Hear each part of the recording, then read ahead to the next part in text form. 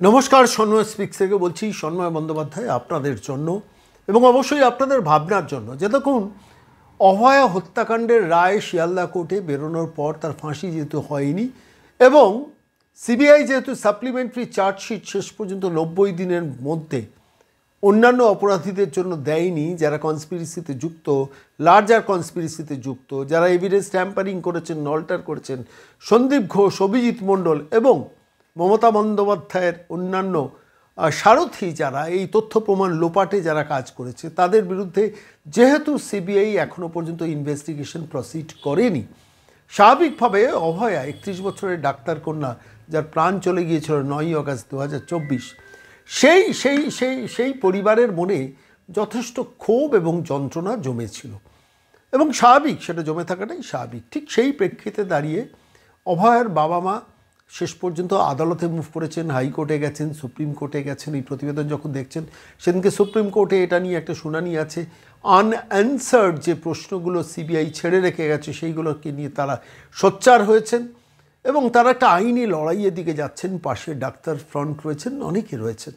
অভিযোগের আঙুল কিন্তু কিছুটা সিবিআইয়ের দিকে ঘুরে গেছে। মমতা বন্দ্যোপাধ্যায়রা তথ্য প্রমাণ লোপাট, এভিডেন্স ট্যাম্পারিং, এভিডেন্স অল্টার সব কিছু করেছেন।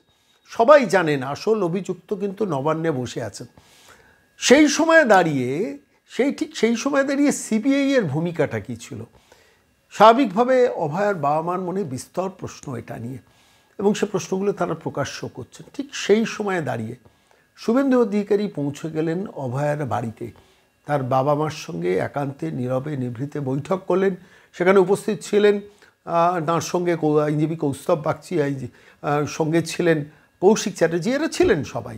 এবং সেই বৈঠক থেকে বেরিয়ে এসে কিছু কথা বলেছেন, যে কথাগুলো আমি আপনাদের কাছে আজকে শোনাবো। খুব প্রাসঙ্গিক কিছু বক্তব্য। অভয়ের বাবা মাকে কোনো একটা জায়গায় অভয় দিয়ে এলেন, যেটা যে কোনো একজন রাজনীতিবিদের পক্ষে প্রথম কাজ। কেননা দেখুন, এই রাজ্যে দাঁড়িয়ে, এখানে দাঁড়িয়ে যখন অমিত শাহ এই রাজ্যে এসেছিলেন, তখন তাঁর সঙ্গে অভয়ের বাবা মা দেখা করতে চেয়েছিলেন।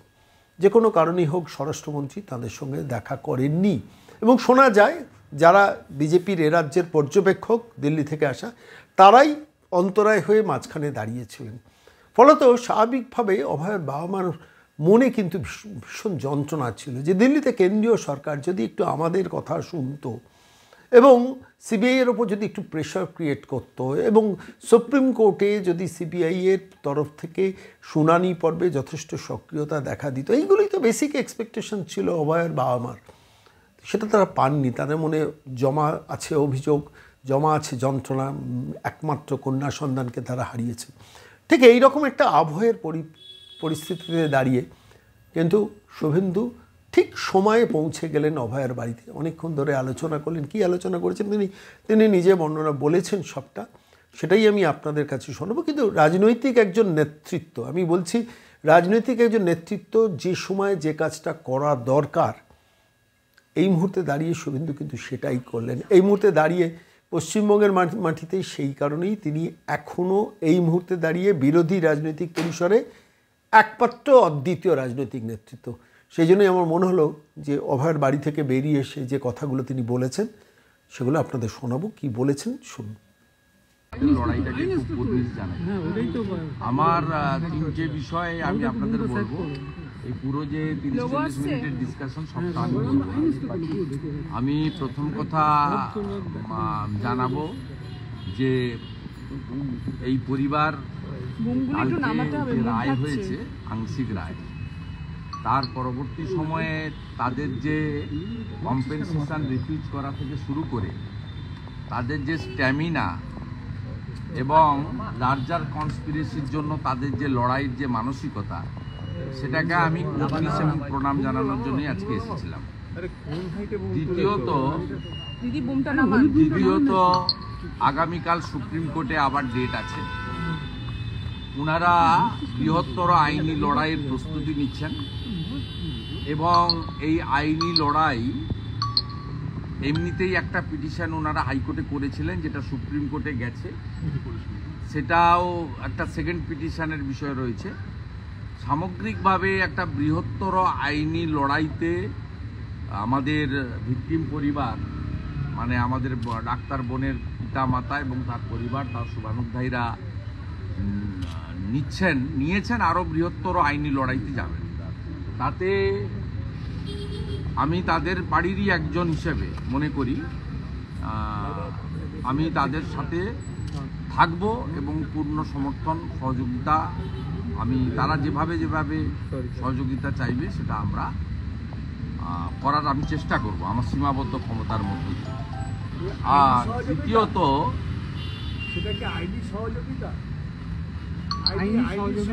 না, ওনারা আইনের বৃহত্তর লড়াইতে নামছেন, তার অনেকেই সাথী, তার মধ্যে আমিও একজন সাথী।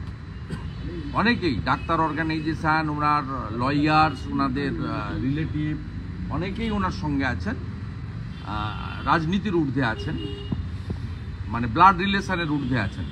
সেক্ষেত্রে আমিও ওয়ান অফ দেম। সিবিআই এর ভূমিকা নিয়ে ওনারা প্রকাশ্যে গতকাল থেকে বারবার উষ্মা প্রকাশ করেছেন এবং বলা হচ্ছে আমি ওনাদের পরিবারের মানে ওনাদের সমস্ত বক্তব্যকে সমর্থন করি। সিবিআই নিয়ে কি বলবেন? আমি বলি বিষয়টা নিয়ে ওনার পিতা মাতা যে লড়াইটা দিচ্ছেন, এবং তিনি শুধু সিবিআইয়ের পার্ট নয়, সামগ্রিকভাবে এই রাজ্যের মুখ্যমন্ত্রী, পুলিশ মন্ত্রী, স্বাস্থ্যমন্ত্রীর পার্ট, সব মিলিয়ে ওনার প্রত্যেকটা শব্দ বাক্য যা উনি বলেছেন আগেও, কালকেও, আজকেও বিভিন্ন চ্যানেলকে বিভিন্ন জায়গায়, গতকালও বলেছেন, তার আগে চার্জ ফ্রেমের দিন বলেছেন, আমি তার সবগুলোকেই আমি পার্সোনালি সমর্থন করি। কারণ তারা ঘন্টায়, মিনিটে এবং প্রত্যেক দিন প্রত্যেকটা জিনিসকে চুলচেরা বিশ্লেষণ করেছেন এবং মনিটরিং করেছেন।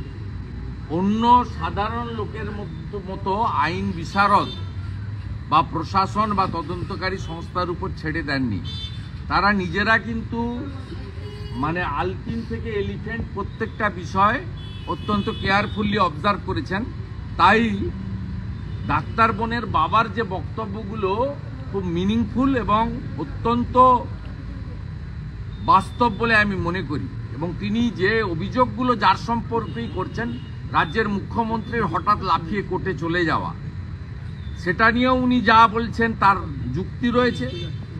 কারণ মুখ্যমন্ত্রী পুলিশকে দিয়ে টাকা পাঠিয়েছিলেন, মুখ্যমন্ত্রী আত্মহত্যা বলে চালাতে চেয়েছিলেন, মুখ্যমন্ত্রী প্রকাশ্য সভায় 10 লাখ তো দেওয়া যেতেই পারে বলেছিলেন, মুখ্যমন্ত্রী নির্মল ঘোষকে পাঠিয়ে সঞ্জীবকে দিয়ে তাড়াহুড়া করে পুড়িয়েছেন, পোস্টমর্টম করতে দেননি, মুখ্যমন্ত্রী অতীন ঘোষকে নির্দেশ দিয়ে আরজিকর 14ই আগস্ট রাত্রে ভাঙিয়েছেন। অর্থাৎ সেটাও ঠিক, তদন্তকারী সংস্থা মানে লোয়ার লেভেলে, সিবিআই মানে এখানে তো সিবিআই ডাইরেক্টরের কোনো রোল নেই।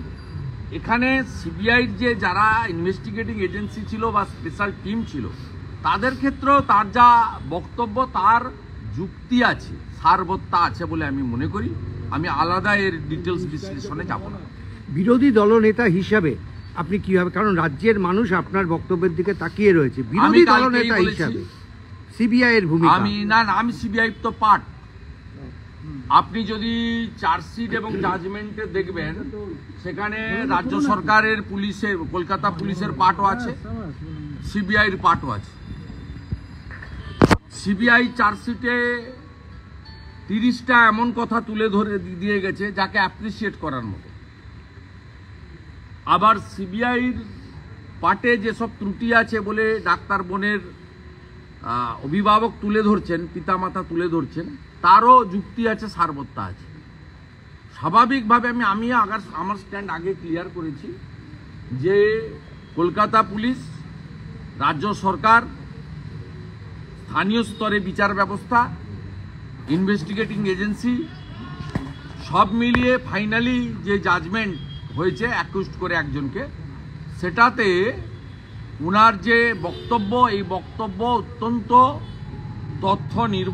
তথ্যযুক্ত এবং যুক্তি নির্ভর। সেই কারণে বিরোধী দলনেতাটা সেকেন্ডারি। আমি এই বাংলার একজন সন্তান, এই বাংলার একজন নাগরিক। আমি নিজেকে মনে করি হুঁশযুক্ত মানুষ। হুঁশ থাকলে মানুষ হওয়া যায়, সেই জন্য নাম হচ্ছে মানুষ। গোটা সমাজ, আপনি যে মিডিয়া থেকে প্রশ্ন করছেন, আপনার বাড়িও এই পরিবারের সঙ্গে আছে। এটা বাংলার বিশেষ করে গোটা ভারতবর্ষের সেন্টিমেন্ট আছে, সবার সেন্টিমেন্ট আছে, তো বাংলা বাঙালির সেন্টিমেন্ট গত 5-6 দিন আগে তো ছিলই, 1 মাসের 1.5 মাস 2 মাস ধরে, গত 5-6 দিন চার্জ ফ্রেম হচ্ছে, সাজা ঘোষণা হচ্ছে। 4-5 দিন আপনি দেখবেন সাধারণ মানুষ রাজনৈতিক কচকিচানি নিজের অভাব অভিযোগের মধ্যে ছিল না, তারা ডাক্তার বোনের জাজমেন্ট নিয়ে, চার্জ ফ্রেম নিয়ে, তার আউটকাম নিয়েই ব্যস্ত ছিল।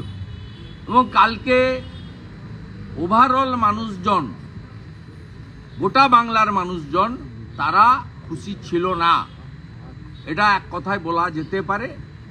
এবং আমি মনে করি যে অমীমাংসিত প্রশ্নগুলো রেখে দিয়ে গেছেন চার্জশিটে, সেই বিষয়গুলো সুপ্রিম কোর্ট, তার উপর সকলের আস্থা রাখা উচিত। ভারতবর্ষের সর্বোচ্চ আদালত, তারা এই বিষয়ে যথোপযুক্ত ব্যবস্থা করবেন। কালকের হিয়ারিংয়ের পরে আবার ওনার পরিবারের পক্ষ থেকেও আপনাদের জানাবে, আমারও যদি কিছু বলার থাকে আমি পরবর্তী সময় জানাবো। রেয়ারতম ঘটনা বিচারক মানতে রাজি হলেন না যে এটা বিরলতম ঘটনা। এটা ডিফারেন্স অফ ওপিনিয়ন আছে, উনি ওনার অধিকারে দিয়েছেন, ওনার জাজমেন্টের অনেকগুলো বিন্দু আছে, অনেকগুলো ভালো কথাও তিনি বলে গেছেন। কলকাতা পুলিশের পার্টে যে ত্রুটিগুলো, হসপিটাল অ্যাডমিনিস্ট্রেশনের পার্টে ত্রুটিগুলো বলে গেছেন, সিবিআইয়ের পার্টে ত্রুটিটাও বলে গেছেন। আবার এটা তিনি একটা লাইন বলেছেন, রেয়ারেস্ট অফ দি, এটা আমার ডিফারেন্স অফ ওপিনিয়ন আছে, জুডিশিয়ারিকে রেসপেক্ট করেই বলি, এটা বিরলতম ঘটনা। কারণ ওয়ার্কিং প্লেসে একজন ডাক্তার বোন যেটা প্রোটেক্টেড, সেখানে এই ধরনের শারীরিক নির্যাতন, যা ভয়ঙ্কর নির্যাতন হয়েছে, চোখ থেকে জল পড়েছে, চোখ থেকে রক্ত পড়েছে, জল নয়, তারপরে তাকে মার্ডার, এটা বিরলতমই ঘটনা। এরকম ঘটনা খুব কম হয়, এটা আমার পার্সোনাল ওপিনিয়ন। কিন্তু আমি জাজমেন্টকে রিগার্ডস করেই বলছি, আমাদের দেশের জুডিশিয়ারি কনস্টিটিউশনের একটা বড় স্তম্ভ, উনি ওনার ক্ষমতা বলে দিয়েছেন এবং ওনার পার্টের অনেকগুলো জিনিস অ্যাপ্রিসিয়েট করার মতো আমাদের জাজ সাহেবের তার কলমে তিনি বলেছেন। এটা অনেক বড় লড়াই হবে, ওর পরিবার তার প্রস্তুতি নিচ্ছে, দেখতে থাকুন। এটা অমীমাংসিত বিষয় না, আমি এই বিষয়ের বাইরে বলবো না। আমি ওনার বাড়িতে রাস্তায় চলুন।